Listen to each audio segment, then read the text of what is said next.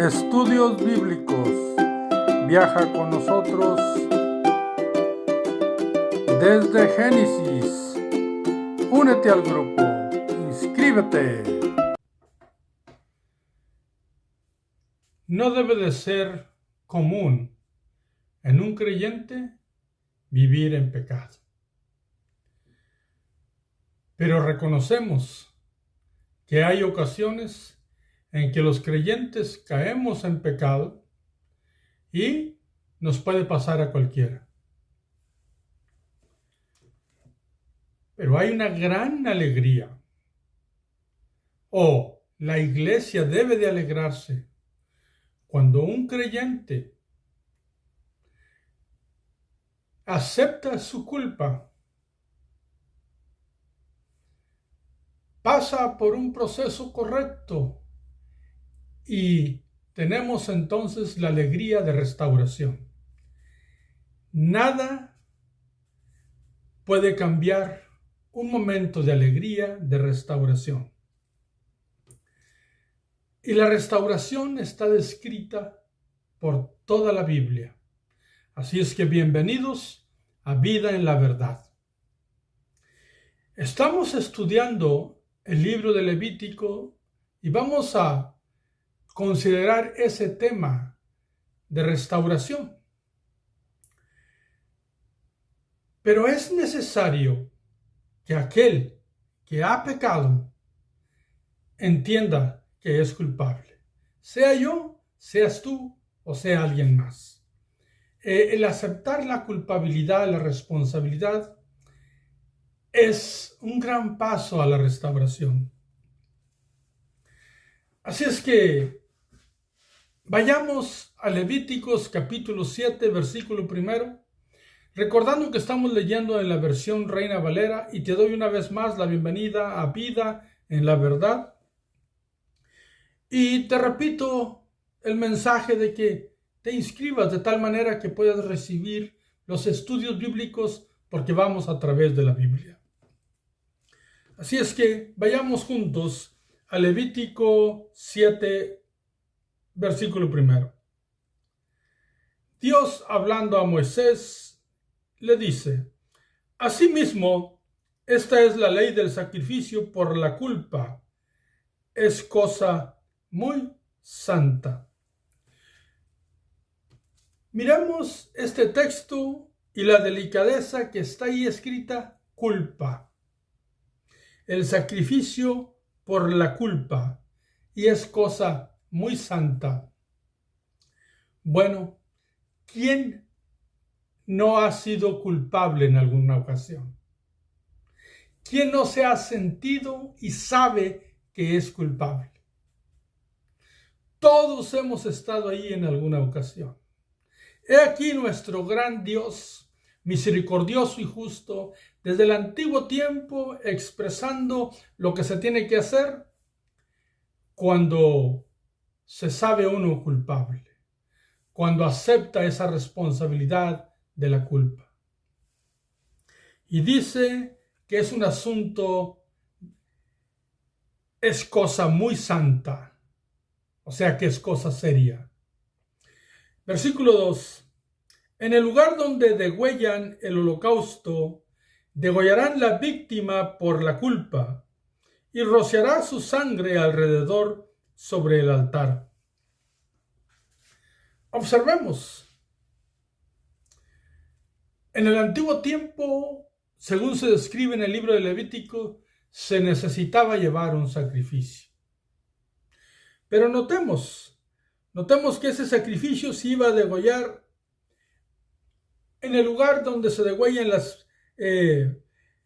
los holocaustos, que se presentan en el altar de bronce que está en el patio del tabernáculo, antes de entrar al lugar santo. Ahí se hacen todos los sacrificios, y también dice que la sangre se rociará alrededor del altar. Pero notemos algo importante. Este asunto, este sacrificio, el sacerdote no va a llevar la sangre allá dentro del lugar santo para esparcirla o derramarla o tomar poquita sangre y salpicarla o rociarla hacia el velo donde está la presencia de Dios, donde Él ha dicho que va a estar para manifestarse al pueblo en el lugar santísimo. No, esta sangre es rociada únicamente alrededor del altar de bronce, fuera del lugar santo, en el patio de reunión del tabernáculo. ¿Por qué razón? Porque la Biblia está hablando de una persona que sabe que cometió algo y que es culpable. No es el sacrificio que hace el sacerdote por expiación del pueblo o por expiación de sí mismo y que tiene que llevar sangre adentro. Eso ya se hizo, se llevó a cabo cuando el pueblo peca. Aquí es cuando individualmente pecamos, hacemos algo equivocado, erramos al blanco y sabemos que somos culpables. Entonces, al ser culpables, el pueblo antiguamente ellos mismos aceptaban su responsabilidad y llevaban ese sacrificio. ¿Cuál era el propósito de llevar aquel sacrificio? Bueno, leamos el versículo 3. Y de ella, o sea, de la ofrenda por el sacrificio, ofrecerá toda su grosura, la cola y la grosura que cubre los intestinos. Estamos hablando de la grosura que siempre es un símbolo de lo interior. Y esto es símbolo de que aquel que lleva el sacrificio lo está haciendo con todo su ser, con todo su interior. Todas sus entrañas, diríamos. Por eso se habla de la grosura y se habla de cosas especiales. Y entonces, dice el versículo 4, los 2 riñones, la grosura que está sobre ellos y la que está sobre los ijares, y con los riñones quitará la grosura de sobre el hígado. Todas las cosas de adentro que Dios dice. Y quiero hacer entre paréntesis, un comentario. Cuando se habla de los riñones, tenemos que entender el trabajo que hacen los riñones. Y el riñón purifica la sangre, limpia la sangre. Y cuando una persona hace esto, de llevar, antiguamente, de todo corazón lo hacían, llevar el sacrificio, ellos iban a quedar limpios. Iban a quedar, una vez más, con el placer de ser restaurados a relación sana y santa con Dios. Así es que iba a tomar el sacerdote todos estos asuntos, todas estas cosas internas del sacrificio, y dice el versículo 5, y el sacerdote lo hará arder sobre el altar, ofrenda encendida a Jehová, es expiación de la culpa. Notemos, todo se quemaba, las vísceras y la grosura que Dios dice, porque se hace de todo corazón. Se hace con todas las entrañas. Se hace queriendo, amando, buscando ser restaurado por aquello que se cometió y que sabemos que se es culpable. Eso era lo que hacía en el Antiguo Testamento. Nosotros vamos a mirar lo que se hace en el Nuevo Testamento también. Entonces, el versículo 6, después de que se arde, se quema toda la grosura y lo que dice Dios, observemos lo que dice el versículo 6. Todo varón de entre los sacerdotes la comerá. Observen, esta es una ofrenda que se derrama la sangre sobre el altar del holocausto, pero no se introduce adentro del lugar santo para rociarla hacia el velo. No, este es un tipo de ofrenda por expiación que Dios dijo que el sacerdote la puede comer. Pero el sacrificio del cual se tomaba sangre y se metía adentro del lugar santo para rociarla hacia el velo, no se podía comer ninguna ofrenda, ningún sacrificio. Pero esto sí. ¿Por qué? Porque tiene un significado distinto cuando una persona que acepta su responsabilidad va y la lleva. Entonces, todos los varones que son los sacerdotes, dice el versículo 6, todo varón de entre los sacerdotes la comerá. Será comida en lugar santo, es cosa muy santa. Sí comían las carnes de aquella ofrenda por dada en sacrificio, aquel animal. Ahora, el versículo 7 dice, como el sacrificio por el pecado, así es el sacrificio por la culpa. Una misma ley tendrá. Serán del sacerdote que hicieren la expiación con ella. Así es que cuando llegaba la persona y hacía el sacrificio por la culpa que tenía, porque era responsable por lo que hizo, el sacerdote que le tocaba en turno hacía el sacrificio tal y como Dios lo había dicho, y aquella ofrenda era para el sacerdote y pues lo iban a poder comer en el lugar santo. Es una cosa santa. ¿Por qué podían comerlo? Ahorita lo vamos a mirar. Versículo 8. Y el sacerdote que ofreciere holocausto de alguno, la piel del holocausto que ofreciere será para él. Miren como ahora, porque cuando se presentaba el animal sacrificado, pues la piel se le desprendía. Y dice aquí que la piel iba a ser para el sacerdote que presentara la ofrenda también. ¿Por qué? Porque iba a quedar como un testimonio. Esa piel, si iba a hacer algo el sacerdote para él, iba a quedar como un testimonio de que alguien trajo un sacrificio por culpa y hubo comida. Y observen lo que más dice en el versículo 9. Asimismo, toda ofrenda que se cociere en horno y todo lo que fuere preparado en sartén o en cazuela será del sacerdote que lo ofreciere. ¿Por qué? Porque también podían llevar otro tipo de ofrendas como símbolo de su culpabilidad.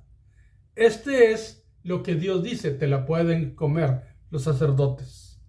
Versículo 10. Y toda ofrenda amasada con aceite o seca será de todos los hijos de Aarón, tanto de unos como de otros. ¿Cuál es el propósito de que la comieran? Bueno, mis amados, la persona llegaba con la responsabilidad de su culpabilidad. Llegaba para que se hiciera un sacrificio y fuese restaurado él por lo que había hecho pecado delante de Dios. Él era culpable, era responsable.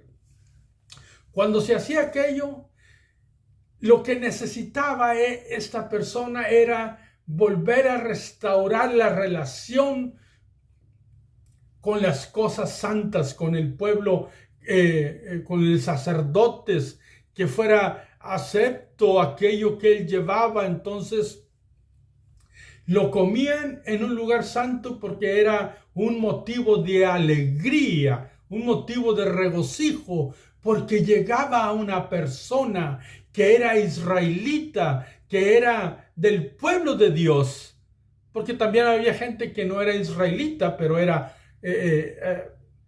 un extranjero que amaba las leyes de Dios y se quedaba en el pueblo de Dios. Entonces, quien quiera que sea, pero que fuera pueblo de Dios, que creyera en Dios, que amara sus leyes, cuando quebraba una de ellas, era culpable y entonces necesitaba restaurarse y alegrarse. Y cuando los sacerdotes hacían el sacrificio, comían la carne, entonces había alegría, había una fiesta, mis hermanos, porque alguien entendió que era culpable y necesitaba ser restaurado e iba a ser restaurado. Y allá en el antiguo tiempo se hacía este sacrificio llevado por la persona que tenía esa responsabilidad y llevaba alegría a los sacerdotes y regocijo. Entonces todos los sacerdotes se alegraban porque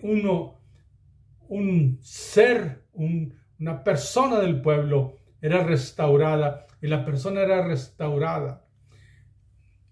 No hay más alegría, mis amados hermanos, que se acepta una ofrenda delante de Dios. Y si esta era la instrucción de Dios, cuando se hacía aquello, la persona volvía a reconciliarse, porque la palabra expiación también significa cubrir los pecados en el antiguo tiempo, porque los sacrificios no eran perfectos, pero reconciliarse con las cosas santas, con las cosas sagradas, con el pueblo de Dios, con los sacerdotes de Dios. Restauración, reconciliación. ¿Qué es lo que nos enseña entonces el Nuevo Testamento? Bueno, hasta aquí miramos exegéticamente lo que nos dice el libro de Levítico. Pero miremos lo que nos dice Cristo narrándonos una historia, una parábola. Hermenéuticamente, los principios, mis amados, no cambian. Ahora, debemos de recordar, nosotros vivimos en el tiempo de la gracia. El sacrificio de Cristo ya fue hecho. Cristo, todos los sacrificios del antiguo tiempo son símbolos y apuntaban hacia el sacrificio perfecto de Cristo, y nuestro Cristo ya se entregó, ya derramó su sangre. Es el sacrificio completo que abarca y toma todos los sacrificios, pues todos los sacrificios en Cristo se cumplen. Así es que cuando una persona está en Cristo, puede cometer pecado y ser culpable de ello. Igual que antiguamente, ahora también estamos bajo la gracia y en algunas ocasiones somos culpables y tenemos esa responsabilidad. Y Cristo nos narra una historia en el capítulo 15 de San Lucas, versículo 11, conocida por una gran multitud del pueblo de Dios y también por algunos que no son meramente creyentes. Es la parábola del hijo pródigo. Y reconociendo que la mayoría de las veces cuando se pronuncia esta parábola, pues se usa con un fin evangelístico, porque son buenas nuevas de salvación. Y está muy bien, pero notemos principios fundamentales que Cristo Jesús nos dice en esta historia. Y miremos lo que nos dice Cristo. San Lucas 15:11. También dijo, hablando Cristo, un hombre tenía 2 hijos. Versículo 12. Y el menor de ellos dijo a su padre: Padre, dame la parte de los bienes que me corresponde, y les repartió los bienes. Voy a ir un poco rápido por razones de que esta historia es muy conocida. Pero antes de continuar, debo decir esto. Esto es una familia. Entendamos, es una familia. Es el padre que tiene 2 hijos. Es una familia. Los 2 son sus hijos. Entendamos eso porque así entendemos que Cristo está hablando de alguien que pertenece a la familia, no alguien que no pertenece a la familia. Alguien que no tiene a Cristo en su corazón, que no ha pasado por el momento de entender lo que es la expiación por su pecado, pues entendamos, cuando éramos gentiles y sin Dios, pues vivíamos sin Dios y no éramos pueblo de Dios. La Biblia lo enseña. Pero aquí lo que Cristo habla, ellos son una familia. Estos muchachos pertenecen a la misma familia y podríamos decir a la familia de Dios. Versículo 13. Después de que les repartió los bienes, el versículo 13 dice: no muchos días después, juntándolo todo, el hijo menor se fue lejos a una provincia apartada. Ahí desperdició sus bienes viviendo perdidamente. Pues este joven hizo mal. Era responsable. Era culpable. Y había desperdiciado lo que su padre le había dado. Pero era parte de una familia. Entonces, ¿qué ocurrió? Desperdició todo. Hizo mal y es responsable. Es culpable. Versículo 14. Y cuando todo lo hubo malgastado, vino una gran hambre en aquella provincia y comenzó a faltarle. Entró en problemas. Versículo 15. Y fue y se arrimó a uno de los ciudadanos de aquella tierra, el cual le envió a su hacienda para que apacentara cerdos. Cayó hasta lo más bajo por su responsabilidad, que todavía no entra en su razonamiento, pero es culpable. Versículo 16. Y deseaba llenar su vientre de las algarrobas que comían los cerdos, pero nadie le daba. O sea, cayó críticamente en una pobreza extrema donde nadie tenía el amor para ayudarle. Versículo 17. Y volviendo en sí, dijo. Observemos esa frase, volviendo en sí. ¿Cómo volvió en sí? Razonó.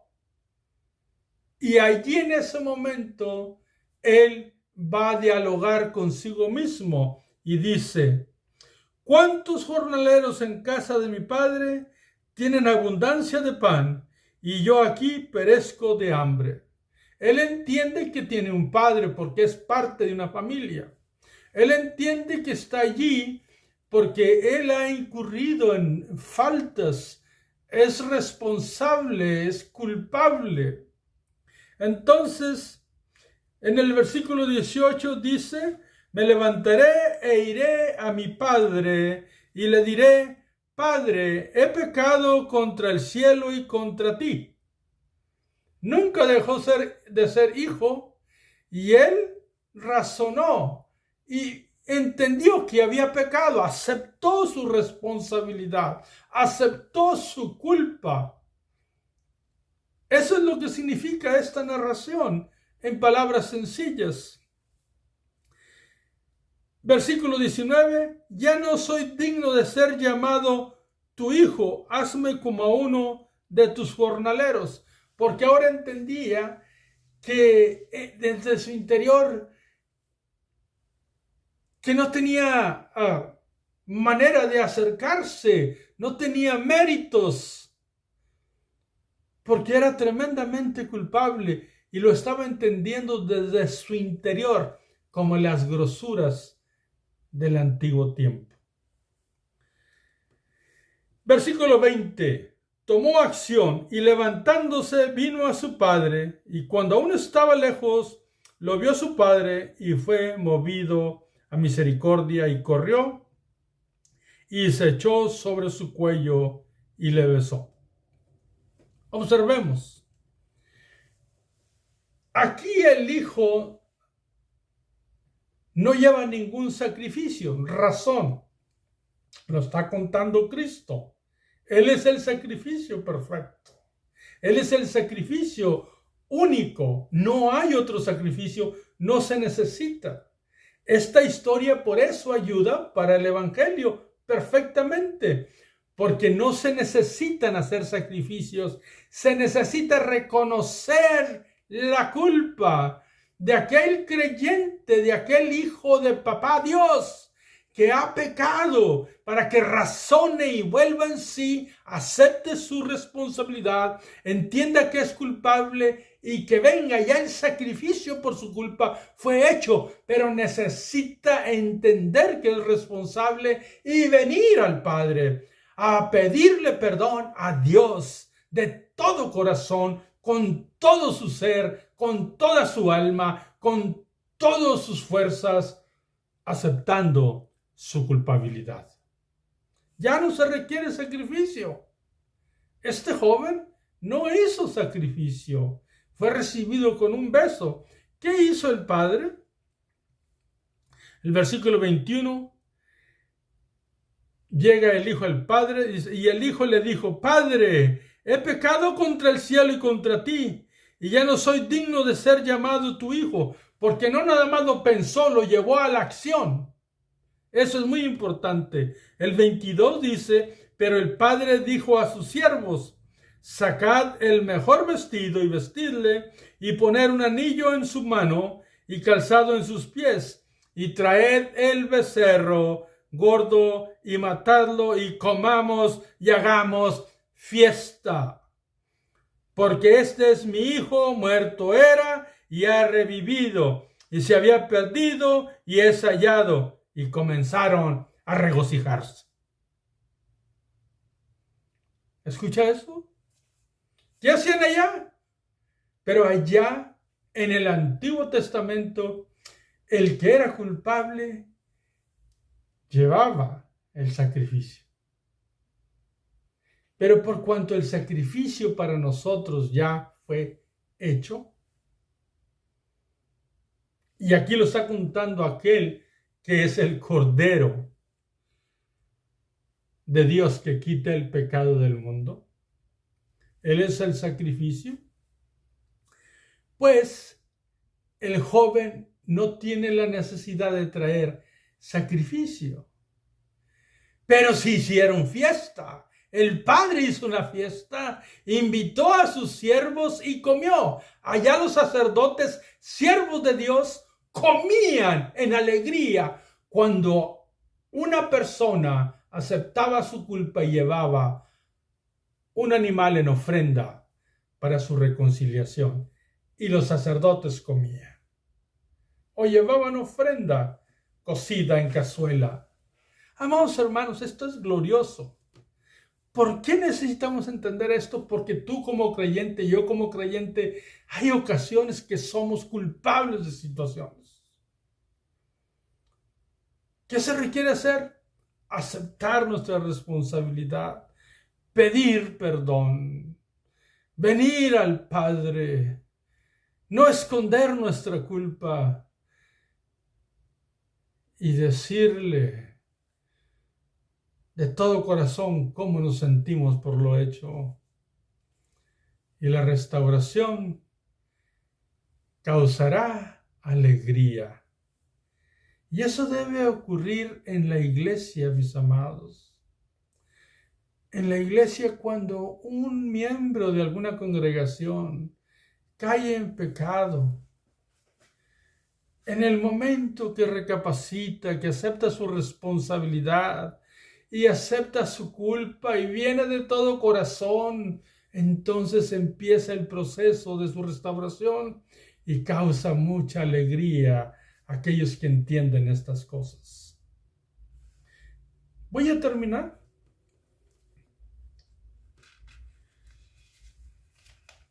En el capítulo 6 de Gálatas, versículo 1. Y nos dice así: hermanos, ya hablándonos a las iglesias, hermanos, si alguno fuere sorprendido en alguna falta, vosotros que sois espirituales, restauradle con espíritu de mansedumbre, considerándote a ti mismo, no sea que tú también seas tentado. ¿Cuál es el propósito? restauración. Y debo de aceptar y entender que algunas cosas, algunos asuntos son bastante difíciles. Hay algunos pecados que se cometen que deben ser tratados con mucha delicadeza. Pero junto con eso, mis amados, lo que más se requiere, lo que más se necesita cuando alguien acepta su culpa y su responsabilidad es traer restauración y regocijarnos por eso, en alegría, porque eso enseña que la persona ha entendido. Y hay que alegrarnos con eso, de tal manera que aquella persona sea restaurada. Podemos mirar otros asuntos en la Biblia que ocurrieron así. Mas, sin embargo, como vamos a estudiar toda la Biblia, vamos a dejarlo para otra ocasión. Yo te ruego que tú procedas en alegría cuando alguien es restaurado. Y que no seamos jueces de aquellos que pecan.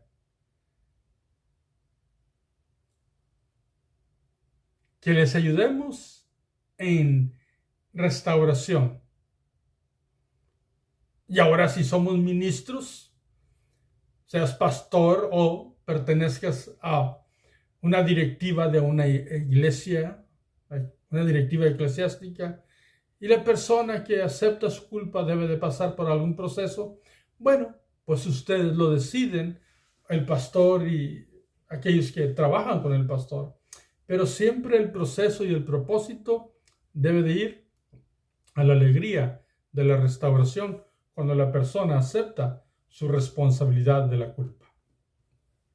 Así es que, mis amados, que Dios los bendiga, que Dios los guarde y recuerden, en Cristo siempre hay esperanza. Te espero para el próximo video.